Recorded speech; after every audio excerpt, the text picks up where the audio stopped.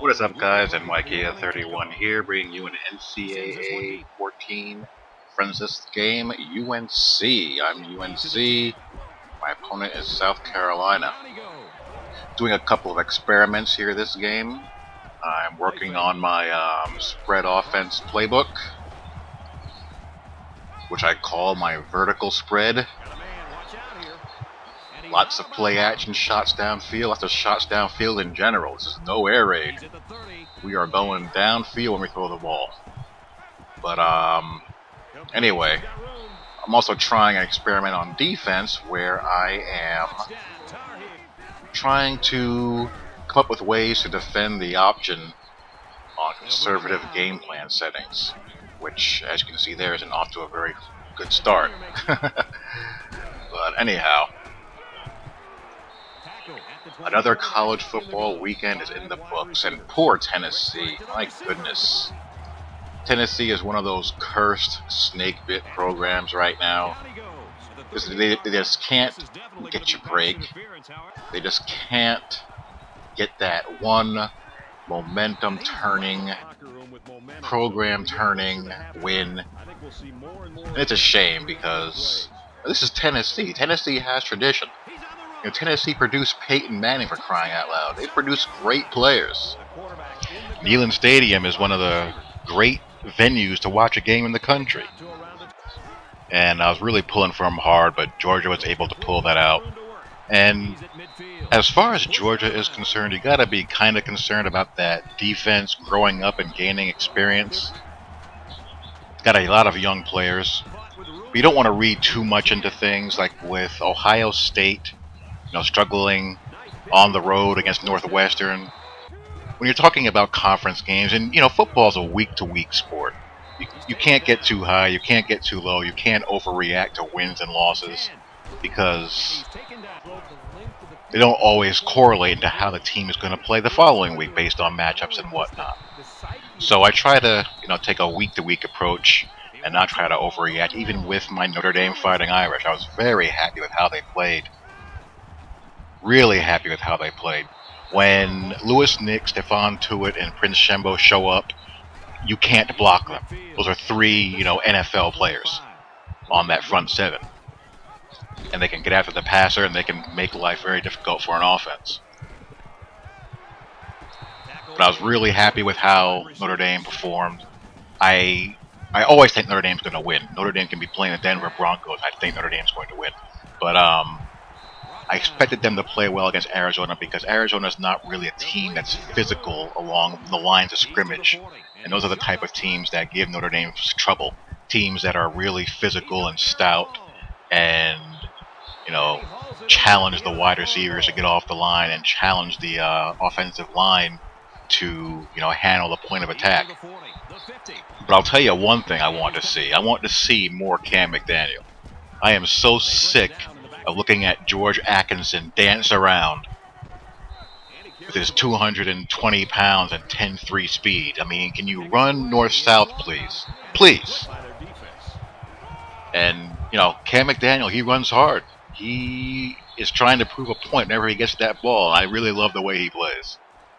So I'm happy with how Notre Dame performed. And we got a bye week coming up, and then USC. Expect if USC has any type of pride at all, a good effort out of them. If there's anything left, I don't think USC is going to do much of anything at all the remainder of this season, but I do expect them to at least show up. So a month into the season, what do we know? We know that Oregon and Alabama are really, really, really good. Oregon might be, I think Oregon's playing the best football in the country overall. And the thing with Oregon is going to be the same thing that we always need to see from Oregon. Can they, when the time comes to face a team that can control the line of scrimmage and not just get steamrolled, can Oregon stand up? Whether it's been Stanford, USC, when USC was still something, or an LSU team, or an Auburn team, or a team that's really physical on the offensive and defensive lines and just doesn't allow them to play at 1,000,000 miles an hour, whether they can stand up. Does that team exist? We'll find out when they play Stanford. Stanford, Ohio State, Alabama, Oregon, Clemson, FSU check in. Really like how Clemson's playing. Clemson's offense is another one of those video game type offenses. And how about the U? The U at 5-0. I don't like seeing Paul Johnson lose, but you know, you have the U checking in undefeated. Are the U going to be on the verge of coming back? Oklahoma squeaks by. You know, again, Oklahoma's a good team. I like what they showed against Notre Dame. And, you know, I think they're going to be... I thought... Boy, how wrong was I about Texas? I thought Texas would still have enough to win that conference, but Texas is just off. Should have lost this week. I don't know how it is possible to be bad at Texas. I don't get it. I have no idea what's going on there. Either Matt Brown has just completely lost it, or the players aren't nearly as good as everyone thinks that they are.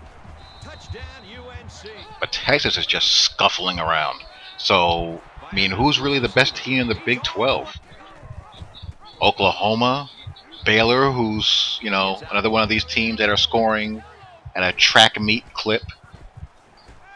I'd probably have to give the edge to Oklahoma just because I think that Oklahoma has a slightly better body of work, not by a lot. You know, what other undefeated teams are out there? Missouri's played nobody. I mean, Northern Illinois, I mean, you gotta look at their schedule too. Louisville, who knows? How good is Louisville really? That conference is so bad. Let's look at Louisville's schedule here.